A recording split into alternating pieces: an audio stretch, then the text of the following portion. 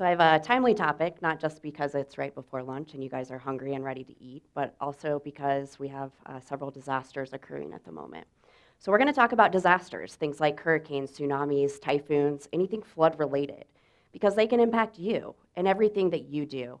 Disasters can impact our buildings, our bridges, dams, levees, power, oil and gas, even the environment. And with a changing climate, we're only expected to see these events be more frequent and more severe. When disasters strike, they have devastating consequences. They displace us from our homes, they disrupt our businesses, they result in debris by the ton, and they take years, if not decades, to recover from. Furthermore, they leave a lifelong psychological impact on disaster survivors. So communities need a better way. We need a better way to understand our risk and to reduce that risk. We need a better way to plan safer and smarter. Communities need a better way to plan, design, and construct with resilience in mind. For this, we bring you AMPI, the Automated Mitigation Project Identifier. AMPI is a planning tool that helps us understand structure-specific risks to flooding. Innovatively, it goes beyond just risk assessment to look at solutions. Solutions like elevating a structure, raising it above the floodwaters, or acquiring a structure through acquisition, acquiring it and removing it from the site, returning it to green space. It also considers the cost and benefits of each one of these options, including the cost and benefits in dollar terms with attention to both social and environmental factors. So in other words, AMPI is a planning tool that helps us understand which structures are at risk, what options are available to reduce that risk, how much is it going to cost, and is that a cost or is that a worthwhile solution? Okay, so AMPI is designed to assess flooding at a structure-specific level, but that's definitely scalable to additional hazards, things like earthquakes and tsunamis, and to additional assets like bridges or power systems. So how does it work? Well, it was developed using a database-driven web application. At a very high level, we're pulling in flood data, available flood data, what we call multi-frequency flood data, basically different scenarios of flooding. Then we need some building data. So we can look at things like building footprints and tax assessor data, as well as our GIS expertise to come up with things like how high is that building currently above the ground, and how much does it cost, what's its value. We also need information on projects. So when looking at elevating a structure or acquiring a structure, we need to make sure that we're considering those costs and benefits in local terms. So we can look at previously completed projects as well as engineering cost principles. All right, let's dig a little bit deeper into AMPI. So AMPI is an automated process, so once we pull in that information, we can use that flood data to understand water surface elevations. This then tells us what's the flood depth at every single structure that's being analyzed in the model. We tie that to a depth damage function, fancy way of saying what percentage of that building's value is at risk to flooding. So that becomes our damages. When we calculate the damages, we're not just looking at the structure itself, but we're also considering what the contents within, how much of those are being damaged, as well as displacement. As you've likely seen on TV, when there's a flood event, you're frequently displaced from your home or your business. When AMPI analyzes this across multiple flood scenarios, we're able to get what's called an annualized loss. This is basically an insurance term, and it tells us how much risk does a structure carry on an annual basis. It's also the last factor we need to start looking at our project benefits and cost for elevation and acquisition. So when we look at our project benefits and costs, we're of course, let's start with the benefits. We can look at things like if you're raising a structure, you're reducing the risk, we claim those as a benefit. We can also look at environmental benefits. If we're acquiring a site and there's now green space, we can quantify that and claim it on a per acre level. Same thing for cost. We're not just looking at the cost of raising a structure above the floodplain, we're considering things like productivity loss and mental health cost on a per occupant basis. We do all that in dollar terms, but we take it one step further and provide something known as the mitigation benefits ratio. This is an easy to understand metric.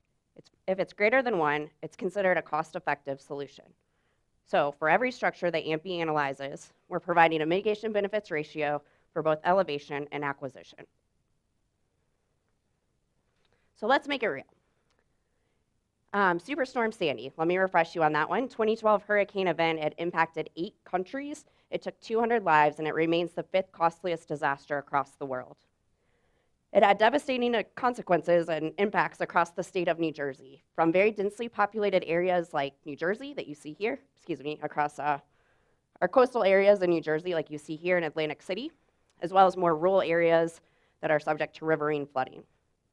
Our client came to us with an interesting question. He said, I don't want this to happen again. How do we reduce our risk? Well, to answer that, we needed to figure out how much risk is there across the state of New Jersey and how much would it cost to mitigate.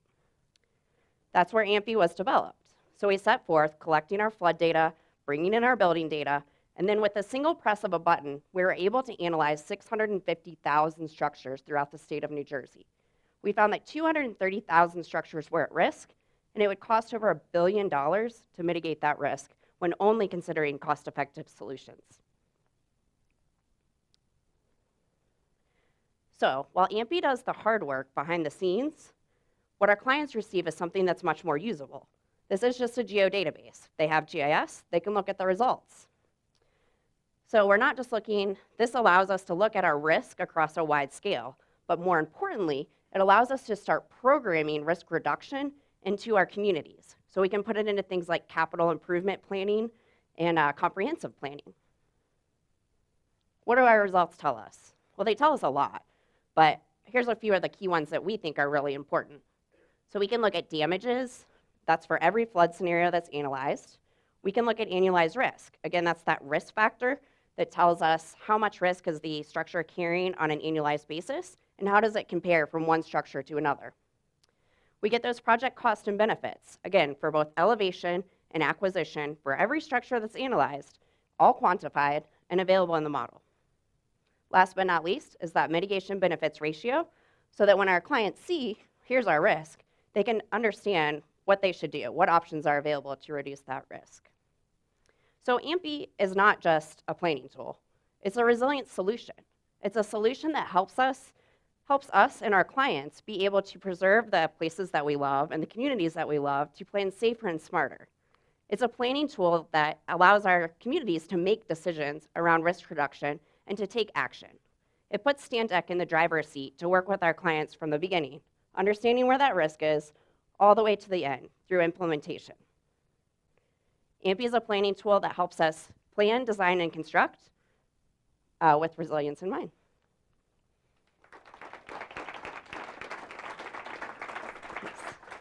Thanks, Caroline.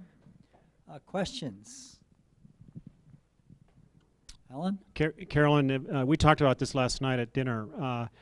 It sounds like your clients today are primarily municipalities and cities. Have you taken this concept to the insurance industry at all, or is this something that I know we looked at this years ago on MWH, and they're quite sophisticated. Mm-hmm. In fact, we were pretty amazed at how sophisticated they are at looking at natural disasters. But have you, first, two-part question. That's my first part. And the second part is the capabilities and the experience that we had prior to the merger in Katrina, Christchurch, Marshall knows as well, the big cyclone that went through Queensland, which were more retroactive post-event recovery assistance program management. And what you're bringing today, which is more planning related, is a pretty tremendous offering in a market with resiliency and climate change driving major change in our urban environment. We need to be packaging this into some kind of offering as a company. To me, it seems so disjointed. I'm looking at Stanist again. So disjointed. How do we pull these together? Because this is going to be a big business, number one, and it's right down the sweet spot of what we do as a company. Okay, so question number one with insurance. We're working with an actuarial modeler and leveraging this model as part of that effort, but I would say we've barely even scratched the surface in terms of going to an insurance company and working with them. And part of that is an FIP, so National Flood Insurance, that's all federal government. But that market's changing, so I think there's a big opportunity to work with insurance companies directly. So question number two, working with it on the planning side, is that right?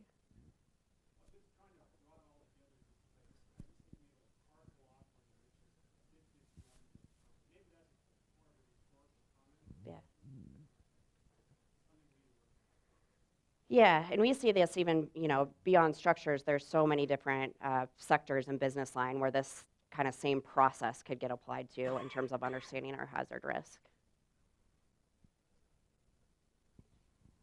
Thanks, Caroline. That was a great presentation.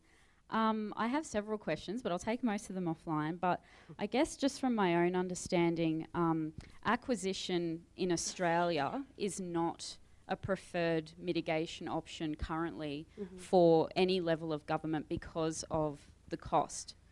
Okay. So I was just wondering what sort of funding arrangements are available in the US, because I think we've got a very similar issue in terms of exactly how many people are actually living on floodplains, and how I guess in Australia the concern is about setting precedents, and then eventually how much that is going to end up costing at the end of the day. So I'm just wondering what sort of funding is available in the US for acquisition.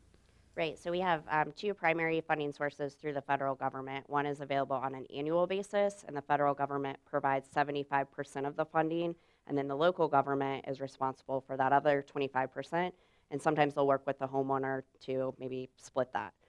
They're all voluntary, of course. And then the other one is also through the federal government, but it's available post-disaster for it. And I understand in Canada they're also moving in the acquisition direction as well. In some cases, just one more comment about that, it's not preferable because it is removing tax base. So there are some drawbacks to it. Stannis? Hi, Karen. Great presentation. Thank you. This model that we've developed, is it unique in the industry, or are there competing models out there? Yeah, we've done some market research, not extremely extensive. We haven't really found a comparable product. There are a lot of things that look at risk and assess risk. We have not found anything that looks specifically at the solutions tied to risk reduction. Yeah. Okay, I think that's it. Thanks very much, Caroline. That's great.